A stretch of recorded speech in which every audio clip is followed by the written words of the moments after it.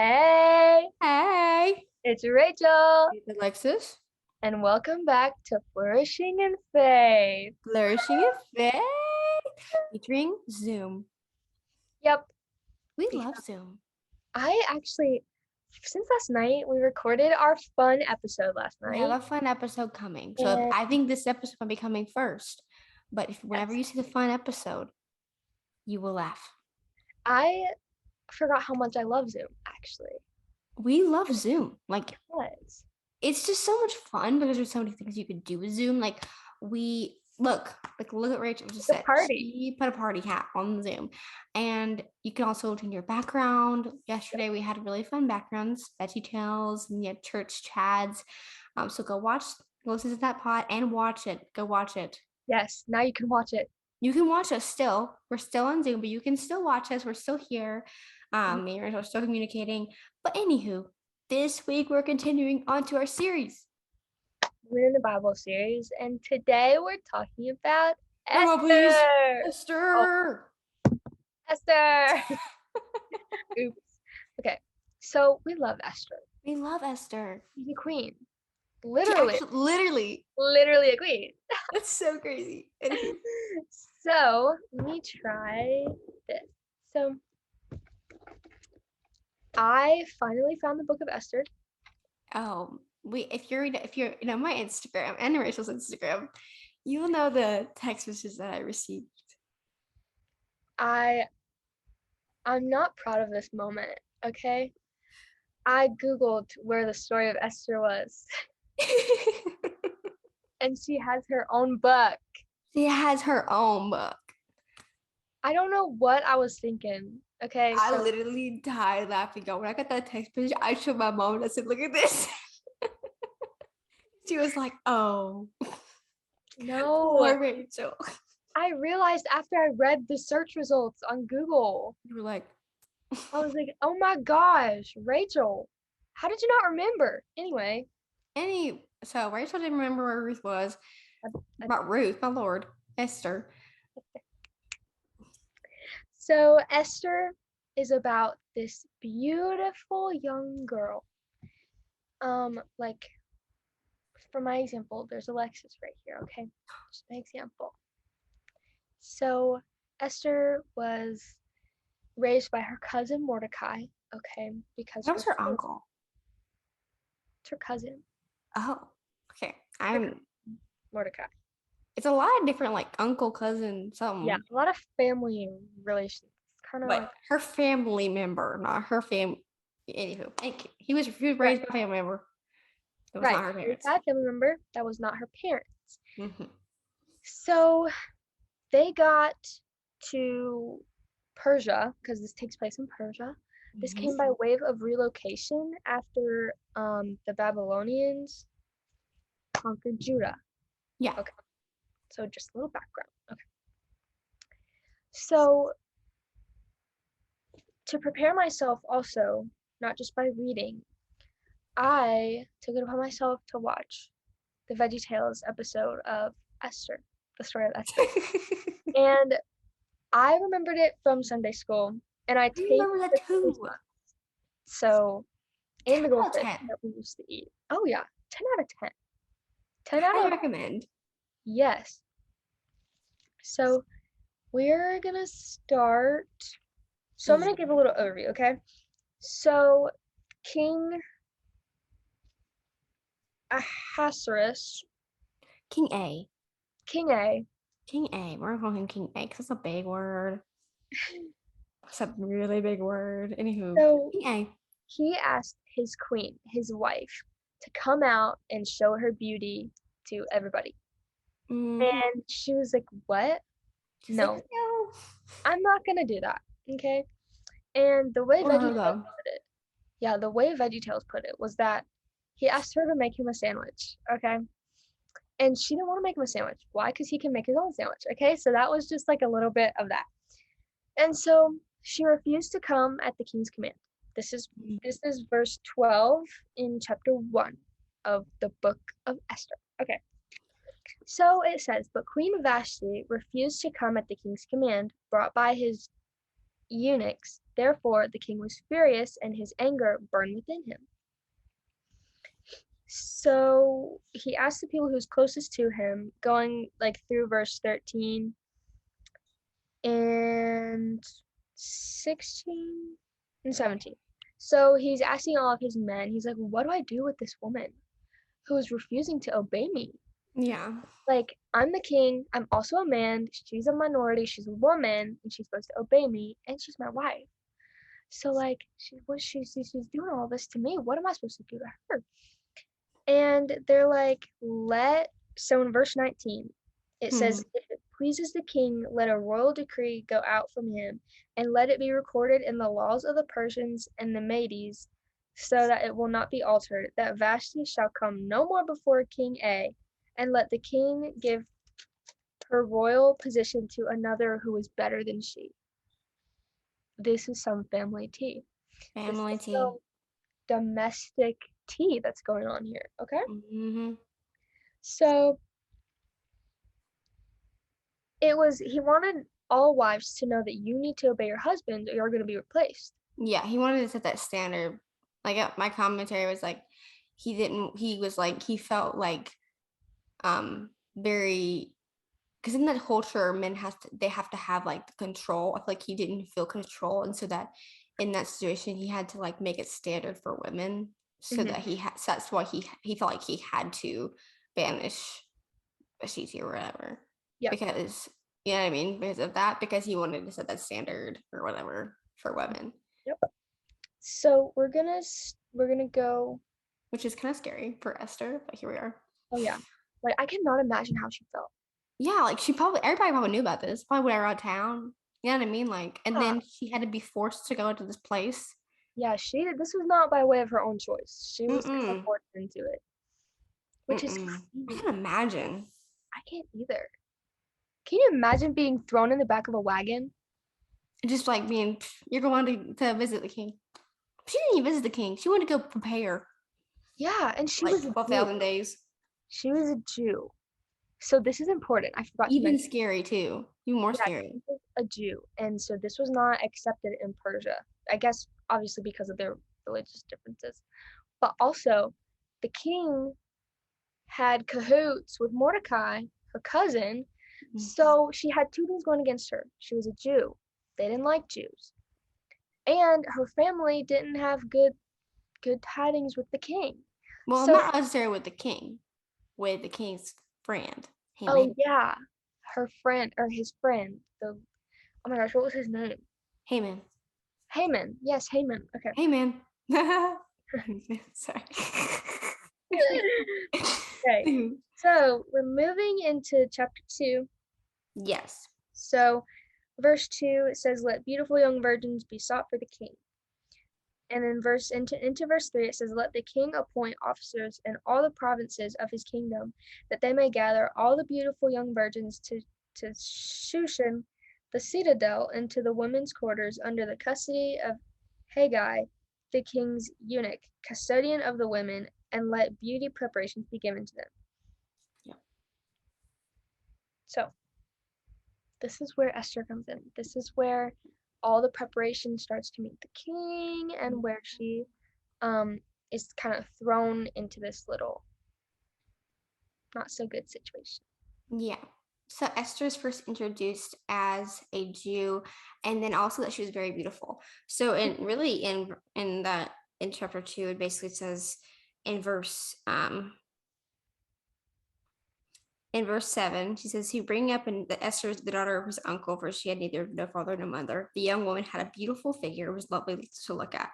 And when her father and mother died, Mordecai took her as his own daughter. First of all, we love Mordecai. Like, how nice is that? What a king. What a king. Like, it's basically her dad now. So Esther, she's introduced as somebody that was not orphaned, but kind of orphaned, and she is very beautiful. So obviously the king will probably be like, or people around her be like, take her to the king, she's beautiful. You know what I mean? Like, I could imagine that, being like, I mean, honestly, like, I think Rachel is beautiful, and I think that many people around me that I see at church now who are beautiful. I couldn't imagine like them being taking like they not taking advantage like that. I'm not saying they're taking advantage, but like just necessarily just like taking away Mm-hmm. from like that because of their beauty. But at the same time, God can use beauty for that, Oh vanity, yeah, for a yeah. purpose. So that was the reason. I feel like there was definitely a reason why God made her as beautiful as she was, Mm-hmm. which is really cool. Anyways, so she also in verse 10, as they were taking the king's palace, she had custody of Haggai, which was like her maidservant, basically. And basically, Esther did not want to make note of her faith. So Mm-hmm. Mordecai told her, hey, don't tell anybody about your faith. Don't say that because then you're not going to get up to the king. You're not going to, get up there because, like Rachel said, the Jews were not very fond of the people around the kingdom. Not very fond about people around the kingdom. But so Mordecai, out of her safety, said to not do that. And also, it's good to note that a lot of people were like, why didn't Esther say about her faith? Why wasn't she passionate about her faith? I'm not saying she wasn't passionate about her faith, but at the time, whenever the women, whatever these women would do, the other 12 women, or what other 11 women, or how many other women there was, all the other women that wasn't chosen wouldn't be able to go back to their homes, apparently.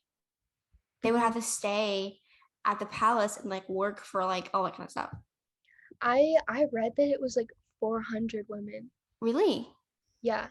And so the So like one out of the 400, all of the 399, yeah. they couldn't go back home. Yeah. So there's just a lot on pressure on Esther. And I mean, we don't even know Esther's side of the story yet. Right. And I think it's really interesting how there's so much that we can see that maybe that she's feeling right now, but we don't even know half of it. So then Esther is elevated for a purpose. So she has really good favor with the people that are around her. She's quickly provided with definitely, more portion than the other women. She's, given many different elevations, and then she goes into the king. So basically every woman, all the 400 women, I bet this took forever, all of them have a chance to go and like have one night with the king, one night to, see if that's his future queen or not. And that's a lot of pressure, first of all. But so Esther did. She went in there, and all she brought with her was what was it? She brought like, so you could bring something with you. It's like a present to the king or something like that. And I'm trying to remember what she brought. She asked for the king's. She'll only ask for her maidservant to come with her. Oh yeah. That was it. I'm like, wow, like So she didn't feel the need to have all these materialistic things to like woo the, I mean, the king. And she just knew, and she was just like, okay, I'm just gonna like give it to God, mm-hmm. go in. If it Mm-hmm. happens, it happens. If God was will, it is. And like, we don't even know half. Again, we don't know Esther's side of the story, but I just found that really cool. Yeah. I just found that really cool. Yeah. Also, in addition to like going to see the king, they prepared for a year, for 12 Yeah, months. that's So, insane. like for example, like they prepared by having like ritualistic baths. They pluck their eyebrows, typical things that women do like to get ready for something. But the reason why it took so long is to make sure that none of the women were pregnant Yes, I so saw that that. the king wouldn't have to raise a kid that wasn't his. Yes, yes. Like, It's kind of what? funny. It's Like, kind of like smart though. it is smart because it would also like mess with his reputation. Yeah. Because obviously he kicked his wife out, so who's he messing with? And who did he have a kid with? So like I totally get where that's coming from.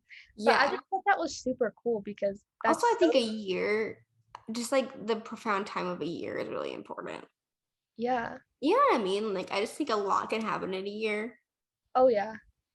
and a So lot can, be very, like, a lot can be real to you in a year. mhm. But, like, she was, like, that whole year, I'm sure a lot of some of the women were not elevated as Esther was. Yeah. And so like there's always other sides of the story of that whole year. And I think that's really interesting how that preparation time took a whole entire year. That reminds me of, like the I don't know how many versions there were, like 12 versions in the in story in Matthew. Like the 12 versions that like waited Yes. or Yes, yeah. I know what you're talking about. And it's like the time of like the end times kind of thing. Yeah. That reminds me of that, like the divine appointment of 12. Yeah. I just feel like that's like preparation. It just means I don't know what that was, but I kind of just correlated that real quick. But read on that. Maybe somebody go read on that. Yeah. Because I think that's kind of profound right there. Anywho, so Esther is elevated, and everything's going great. She goes to the king, and he loves her. Like he loved Esther more than any of the 399. Yeah. He loved her the most, which is girl Esther. Go Esther. Esther. Like you're standing out from hundreds of women, girl. Woo. So it says in verse 17, the king loved Esther more than all of women, and she won grace and favor in his sight more than all the virgins. So he set the royal crown on her head and made her queen instead of Vashti. And the king gave the great feast for all his officials and servants. It was Esther's feast. He also granted remission of taxes and providence to give his gifts to royal generosity. So she won grace and favor in his sight. I think that's so freaking cool. Go her. Like, first of all. So she's elevated. And honestly, I feel like that may come like to a shock to her. There are a lot of things that are elevated. For me, whenever I started to grow on followers on Instagram, I was up to like a whoa. You know what I mean? I'm like, why is God giving me all this responsibility? Why is he elevating me? What is going on? But I know it's for a purpose. And same thing with each and every one of us.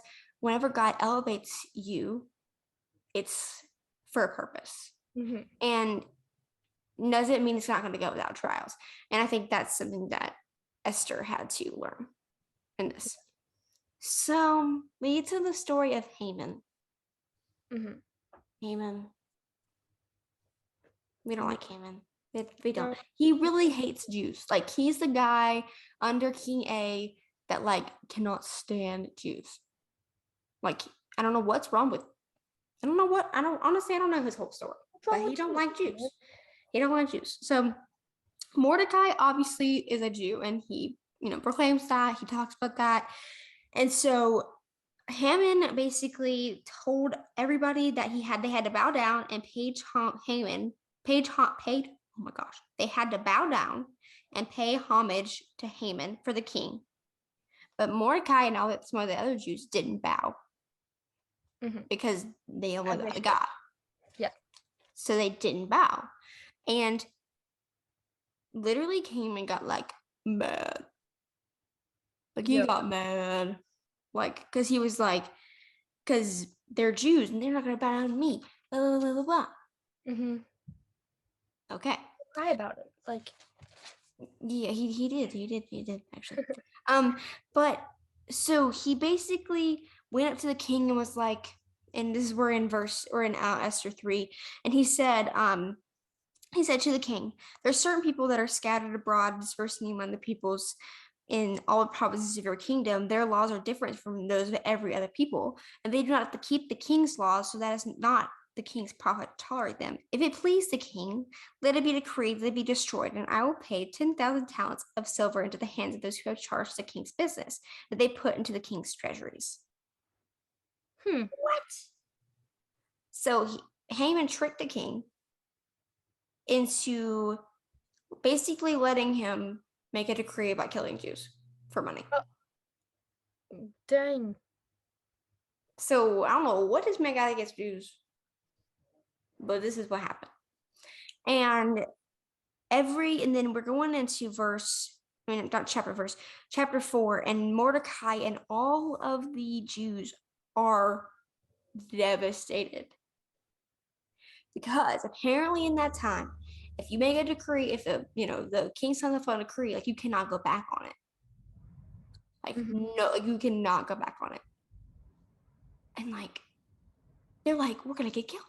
We're gonna die. We've hit our end. We've hit our rock bottom. What are we They gonna literally thought they were gonna die. And so somehow Esther learns about this, and she is deeply distressed because she's a Jew. And she's like, I'm gonna die. She's like, and then Mordecai comes up her, and this is what I love about Mordecai. He told her what was going on in verse 11, and then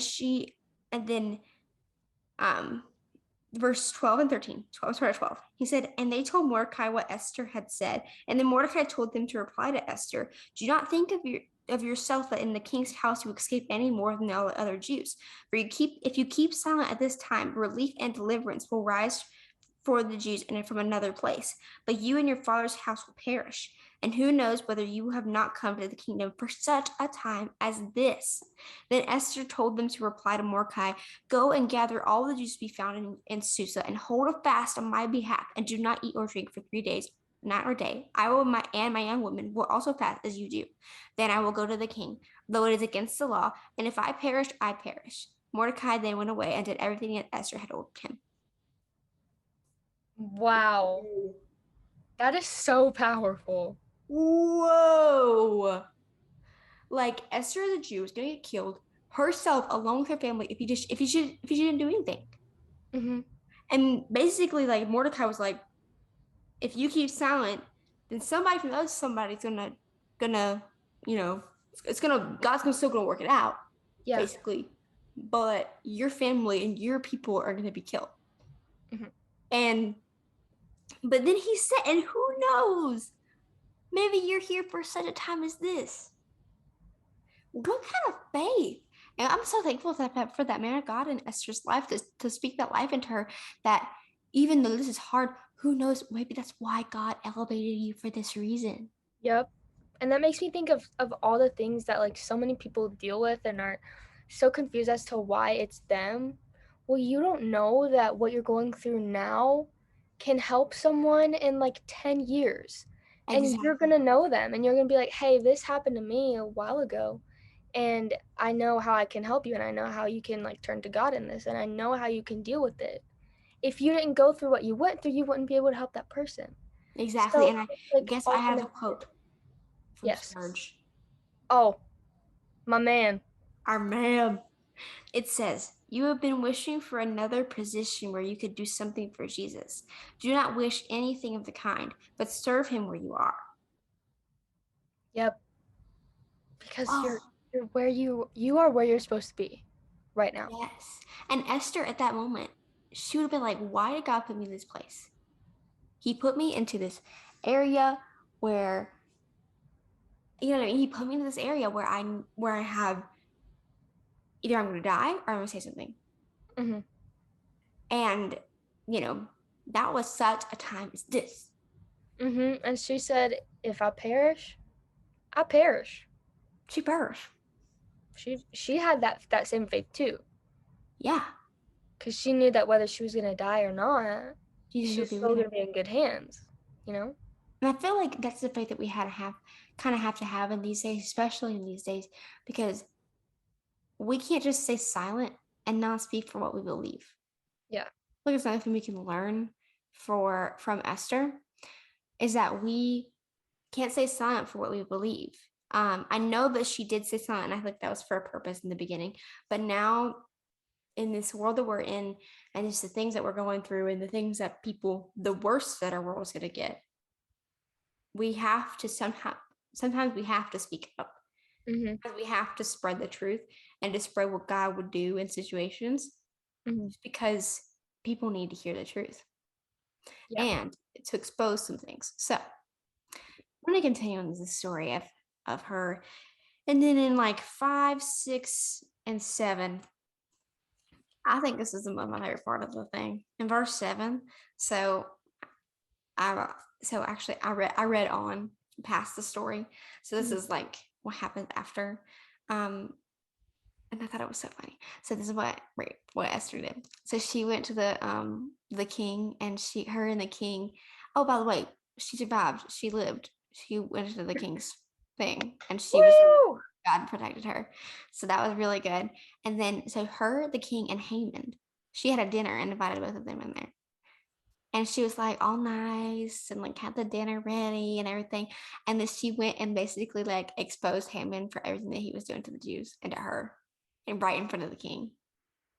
And the king was like, and like literally he like killed Haman on. So Haman had a way that he was about to kill Mordecai because he hated him so much. Uh-huh. And so the king killed Haman on the place that he was about to kill Mordecai. Oh. Period. And then the king put a new decree that the Jews be safe. Wow. See, he was elevated too. He was. And I think that God used Esther so well, but I can't imagine the amount of, obviously doubt that she may have felt in those moments, but also faith that she knows that she's going to get through. So we just want to encourage you that this was a fun story to read and a fun story to tell you guys. But we just wanted to just kind of let you know that you've got this. And you are put where you are for a reason. You are. And I feel like time is this. For such a time as this, I feel like a lot of people, I get there too. We complain about where we're at in our seasons. Maybe your singleness. Maybe you're, in a relationship, but you want to get engaged. You want to get married. Maybe you're waiting for a job, like Rachel was. Yep. But like God's put her in this time for this reason, so Rachel can have faith that God will get her where she needs to be with gas included. Yes. Like, speak it into existence. You know what I mean? Like God's maybe putting Rachel in this spot so that Rachel can put all her faith in God, that she don't know how she's going to get to church this Sunday morning, but she's going to get there. She's going to have gas. Gas is going to appear in her tank. That's what I pray every time. Like, God, literally. let it be a miracle that my gas is full. And the same thing with like a relationship. Like for me, I just believe God's going to bring me the great man that's perfect for me. That compliments me in every way. That's a holy man of God that is strong in his faith. But I may not see it, but I have the faith that God can do it. So I want you guys to have the faith that's not seeing. We walk by faith, not by sight. If you can't see it, you don't have to see it, okay? Because it can still happen even if you don't see it. If you can't see it, if you can see it, it's not faith. It's what's here. Faith. Have that now faith. Have that now faith, like PG said. That now faith. Don't just have future faith. Have that now faith. No faith. No faith. No faith. No faith. No faith. We could have just had our own sermon. We literally did. Like that was so good. That was really good. I love you guys. We love you. Follow us on our Instagram. Oh my gosh, so cute. Follow us on our Instagram, our YouTube, at Flourishing in Faith, at Flourishing in Faith Podcast. Also follow us on our socials. Mine is Living in His Victory. Mine is Rachel Smith with 3 R's and 3 H's. 3 R's, 3 H's. Mine is just Living in His Victory. Very simple. We love you guys, and we will see you all next week for the podcast. Love you. Love you. Love you so much. So much.